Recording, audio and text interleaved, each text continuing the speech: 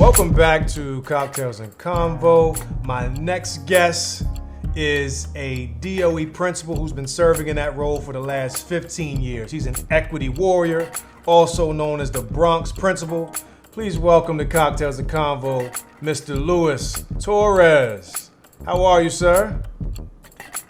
Thank you. Thank you for having me, brother. It's always nice to see you, man. Absolutely. It's a pleasure to have you here. Yes. And look, before we get into our dialogue, this is Cocktails and Convo. I know you got some iced tea or something over there. We're going to still do our virtual cheers.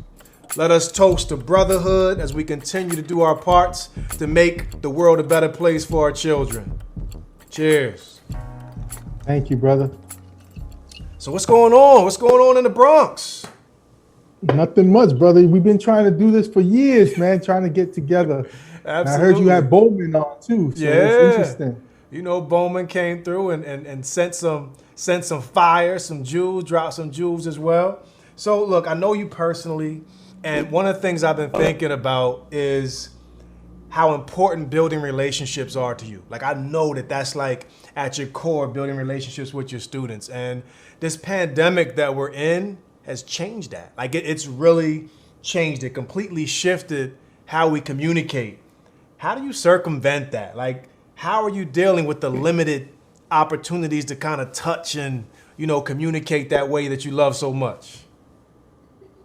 So, you know, as you know, we're touchy-feely type people. We love to interact with our youth. We love to interact with our community. So what I've done is I shifted a lot of the work that I was doing in the school to the community. So I opened up in collaboration with a good friend of mine, a pantry right up the block from the school.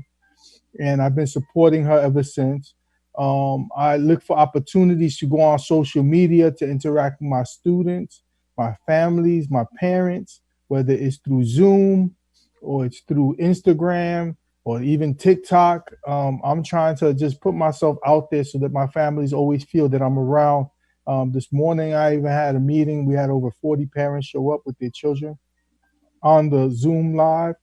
You know, so it's just, you know, just finding a different platform to still interact with your families.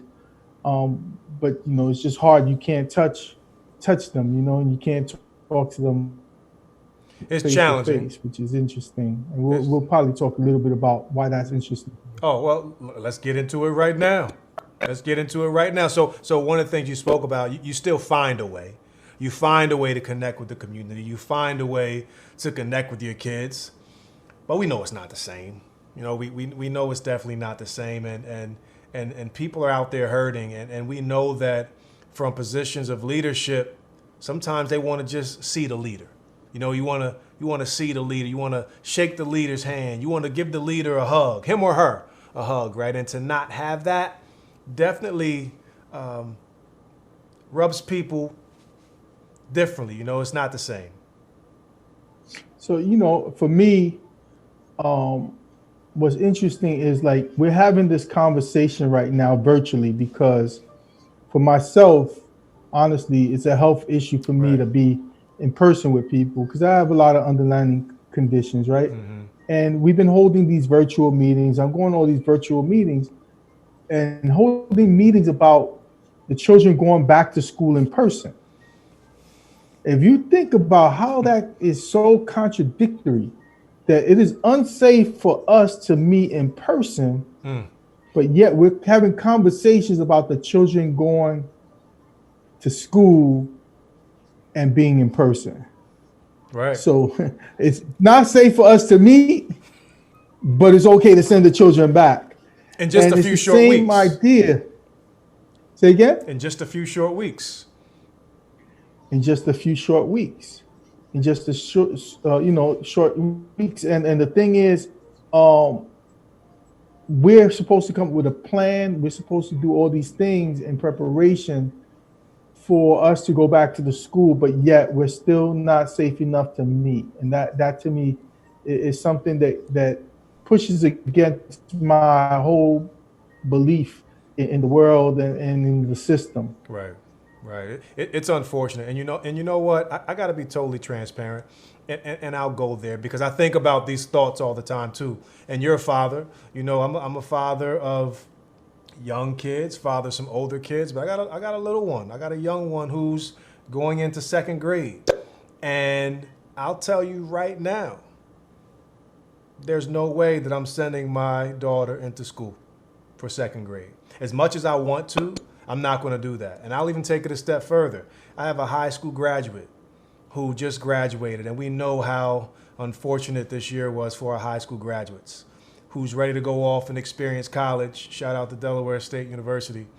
But even her first semester is going to be online. I'm not sending her.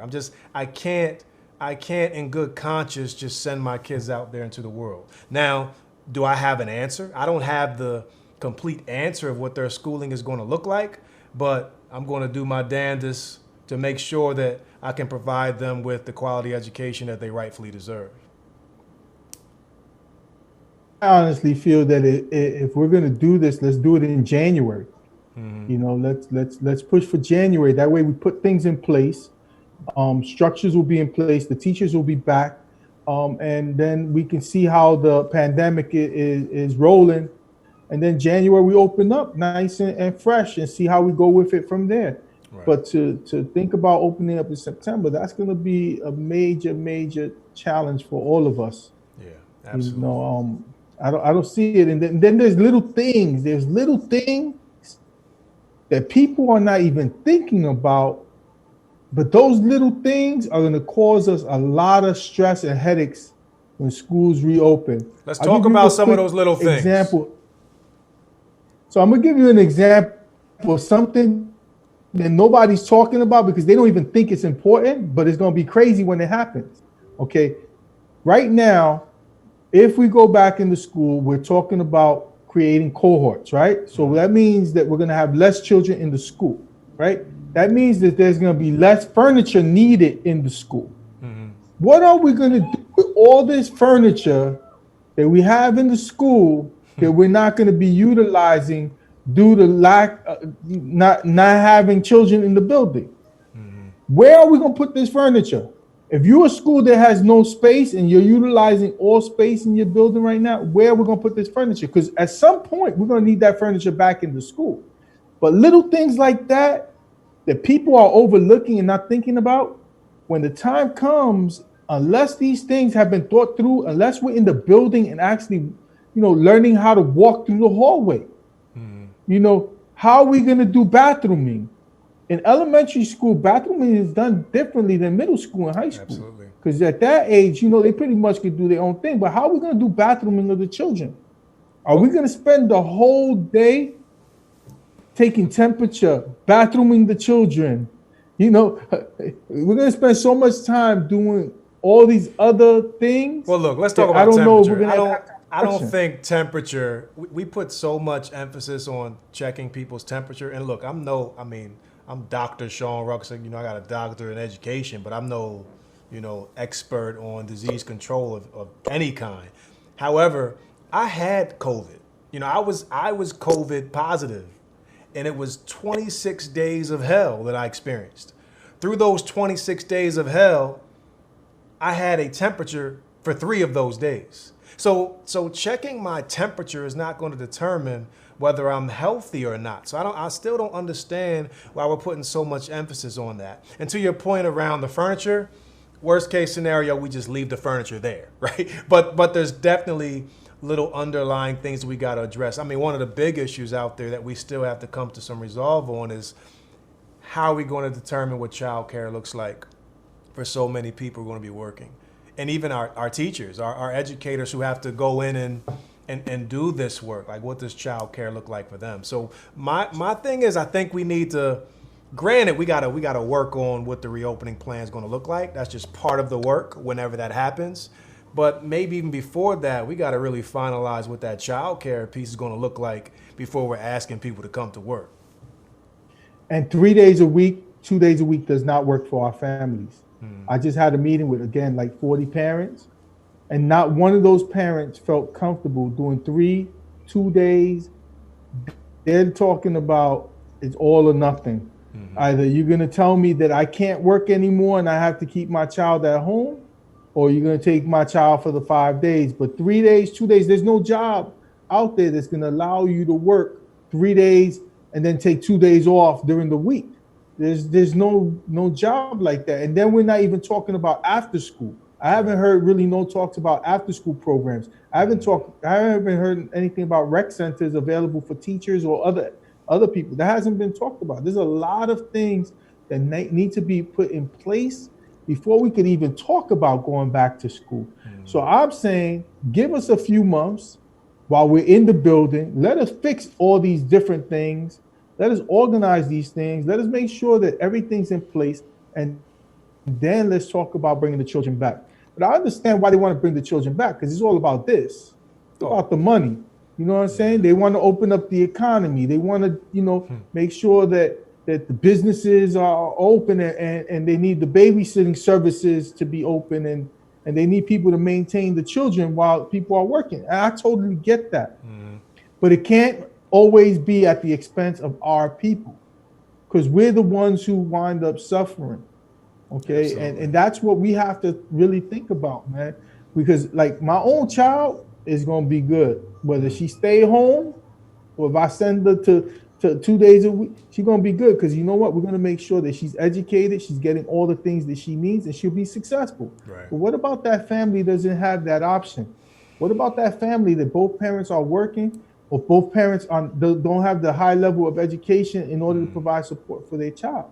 So these are things that we really got to start thinking about, man, because this is going to get really hard very fast in the next couple of weeks. Well, the point you're making right now brings me to something I hear you speak about a lot, the fifth priority. Talk about that. Well, it's now the sixth priority. Okay. I actually have a book coming out. It's called The Sixth Priority through ASCD. And the reason why it became the sixth priority is because the pandemic showed that there's a lot of inequity that comes with technology. So I always used to keep technology out because it was kind of iffy for me. But what the pandemic did, which I call the quality review of the world, it exposed all those inequities that exist. Food, shelter, safety, health, and technology come before education. So in order for us to truly educate our children, we need to make sure that those 5 other things are being taken care of. If we can't take care of those things, the children can never focus on education.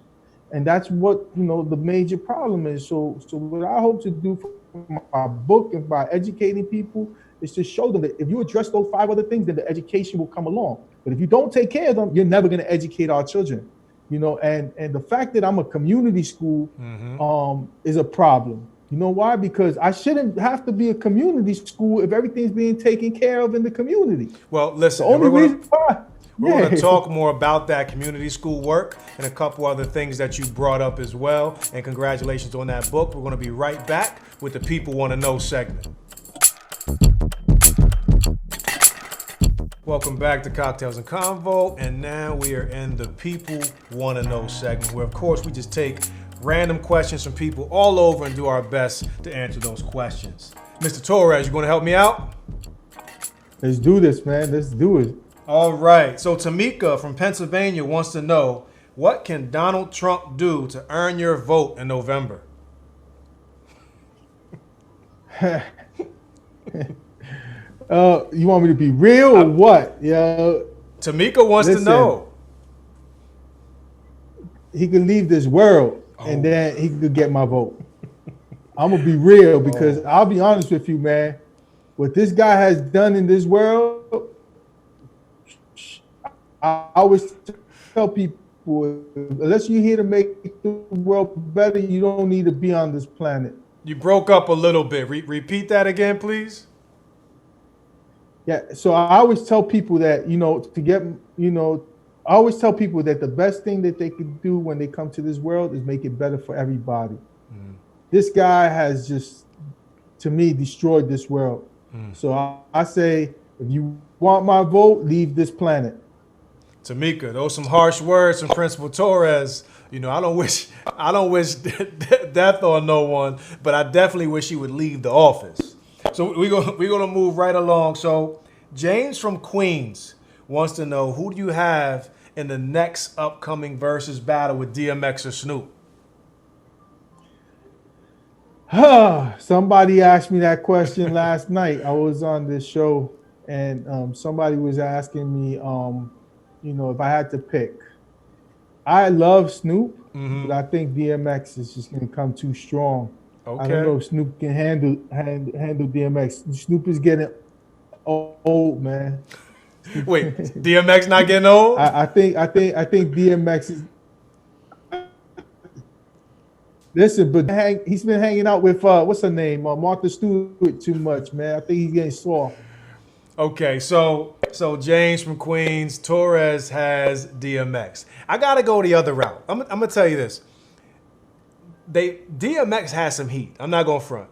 DMX has some heat, and DMX had a moment in hip hop history where he was untouchable. He had a real moment. I remember one year he dropped 2 CDs in like 1 year. Like, he had a moment.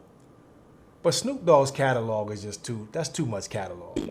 Like, Snoop got too much catalog. He's gotten soft over the years, man. He's gotten soft. I don't know. I think when I hear that da da da da da, I mean, when I hear that, it might be a rap for me. But I don't know. But DMX does have some heat too. But Torres is going with DMX. I'm with Snoop on this one. So Denise from the Bronx wants to know, how does she support her 3 children in the fall who all attend 3 different schools? Yeah, I honestly feel that that's going to be a major challenge. If there was any way that she can bring them closer together somehow, Right. or even get them in the same school building, that's the type of parent that I've been saying that might have to go virtual right now, Right. because there's no way you're going to be able to travel safely to 3 different schools. I just don't see that happening. I just had that conversation this morning with somebody. They have one of their children is going to middle school now. The other child is coming into pre-K, Mm-hmm. and she was like, what do I do? And I'm basically trying to tell her that, what, she might have to make a decision of probably doing virtual one of the children, until they could figure this out. Because the more you travel, the more you interact, the more unsafe things become. Right, absolutely, and that's tough. That's tough, Denise. And I know that you're not alone in that situation. And I would recommend that you absolutely reach out to your children's school principals, reach out to the teachers, reach out to the superintendent, and ask whatever questions you need to ask to get the support that you need. That's a tough situation. You're not alone, but I'm certain that there are people out there like Principal Torres, like myself, and so many others who would support you and try to help you along the way. So let's just jump right in. Before we took a quick break, we mentioned community schools. And if I remember correctly, your school was one of the original community schools, maybe even doing community school work before that was even like a term. What does the idea of community school mean to you? And can you still be considered a community school during this time of remote learning? Yeah, so I've been doing community school work, I would say at least 18 years now. Before I became a principal, I was doing it as a teacher. I was providing food and clothing to parents, and doing other stuff as a teacher. And then I brought that idea into my school 15 years ago. And sad part about community schools is that the fact that we need community schools is a problem, because what that means is that the community around the school is not being serviced properly, and is not getting the resources it needs in order for the children and families to have a successful life, or to, just to get the essentials that they need. So a community school now has to provide those resources within the school building, because it's lacking in the community around the school. So when you think of community schools, I like to say that, it's a fix for the inequities of the world. And we're trying to change the inequities by providing the services within the school building. But sadly, we know that unless the standards around the school improve, the work of the community school becomes a cycle of failure. Is it enough? Is the idea of community schools enough to support your particular community? It serves a purpose, which is evident now during the pandemic, because then we had to provide services outside the school when the school was closed. but it's not enough because the community will never self-sustain. So if the Mm. community school closes down, the challenges still exist. Until we start fixing the real equitable problems that exist in our communities, we can never achieve what we want to achieve, which is ultimately, an equitable world where all the children have access to resources and families are able. The only way we could solve all of this is we start providing jobs to people. We start giving people funds in order to invest and do other things. So we know there's a plethora of disparities that plague the South Bronx and other similar communities, all across New York City. But one of the things we know that is a forever shining light from the South Bronx, as it's the birthplace of hip hop. Birthplace of hip hop. When did you first connect with hip hop being from the South Bronx?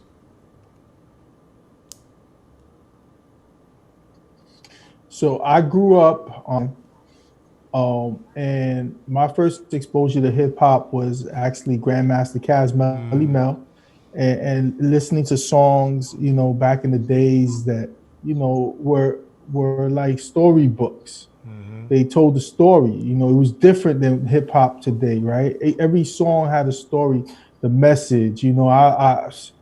Those things, Don't push what we me. live by.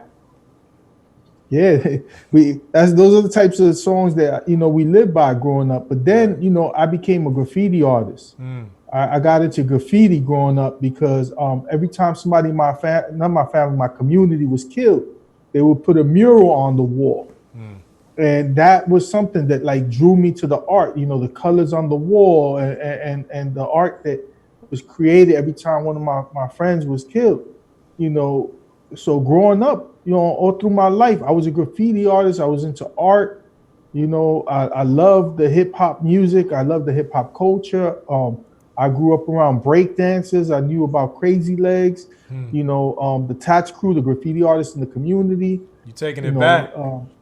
yeah, man. I remember as a kid, I was in a break dance, but I remember we used to pull out the cardboard box, Mm. come out with the radio, and then you had a jam right in the middle of the street. You know what? If you was It was here a right different now, I world. battle you right now on this floor. I think I could backspin Listen, longer than you right now. listen. If I try to backspin, brother, you would have to call EMS. You know what I'm saying? I couldn't even dance then. I can't. I dance less now.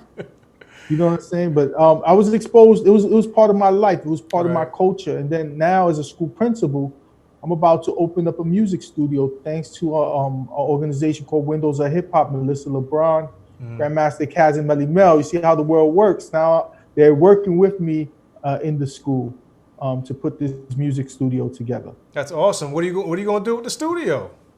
I mean, we got some bars coming So the from whole Principal Torres. What's going to happen? Yeah, so I keep telling Grandmaster Kaz I'm about to drop my first tape. We Wait, don't wait, do wait. You tapes said anymore, but my tape. first song, Tape. my You mixtape. okay? Yeah, I'm going back, but the studio. I would just like to say, Ruben Diaz Jr., who's always supported hip hop, and Vanessa Gibson, the city councilwoman. They put together over $800,000 to build this studio through Windows of Hip Hop and Grandmaster Caz, Melly Mel, and Melissa LeBron. And we're gonna be able to produce music Mm. because we want children to understand that hip hop is just not about rapping and singing songs. There's a business behind it, Absolutely. and most of the most successful people are not the singers themselves, but are the managers. The production crew. There's different people that are involved with hip hop, and we want the children to be exposed to it.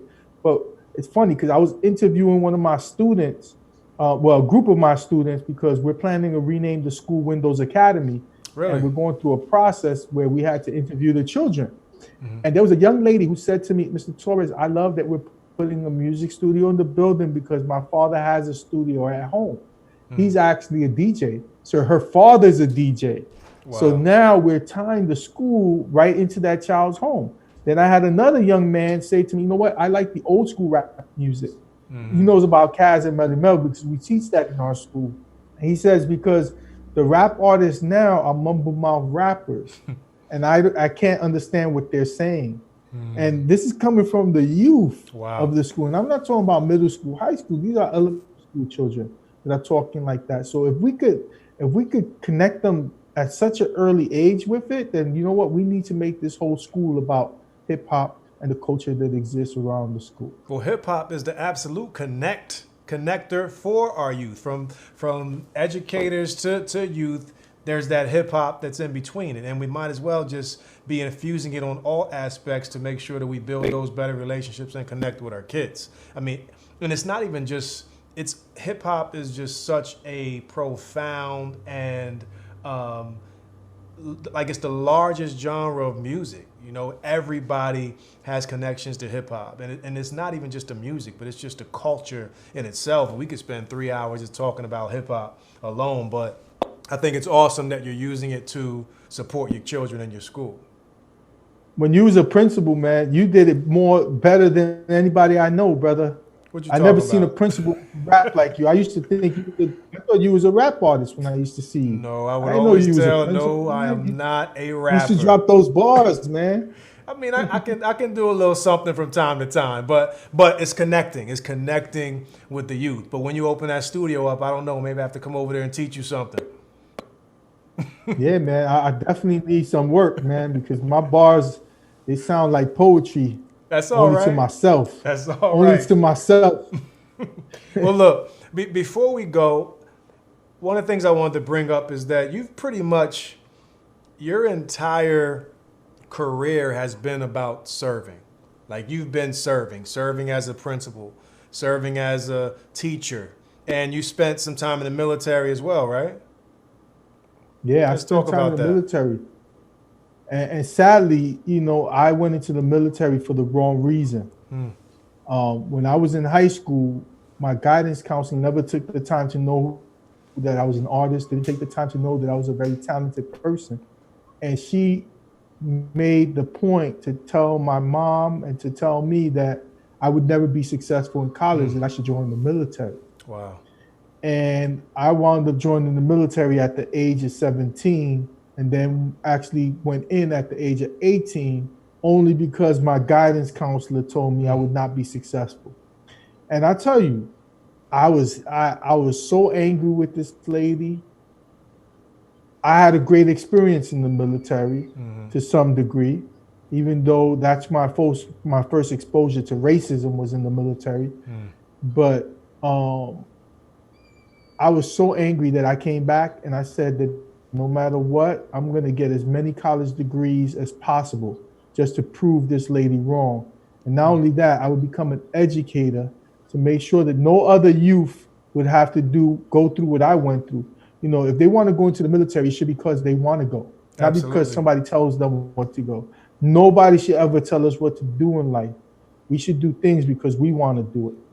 And that's why the work as educators is so important, because oftentimes we have the power to build up or break down little kids who take our word as it is. So we have to continue to pour life into our children, not even just the kids, pour life into the adults, pour life into everybody around us, pour positive energy and language, because think about it.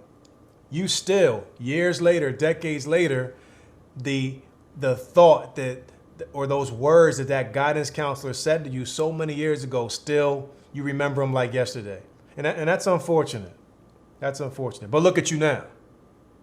Yeah, and you know what's even more unfortunate is when I go into Facebook and I look at the, alumni site for the school. A lot of youth, Black and brown youth, during that time from that school wound up in the military. And if you remember back in 1990, what happened? Desert Storm. So was this something that was purposely done? Wow. To get Black and brown youth into the military during the war so that we could sacrifice our lives? Because we're the ones on the front line. We're the ones in the front line. The lieutenants in the back tell us what to do, and then we just do it. So was this something that was deliberate? You know, and I wish to this day that I got to meet her and ask her why.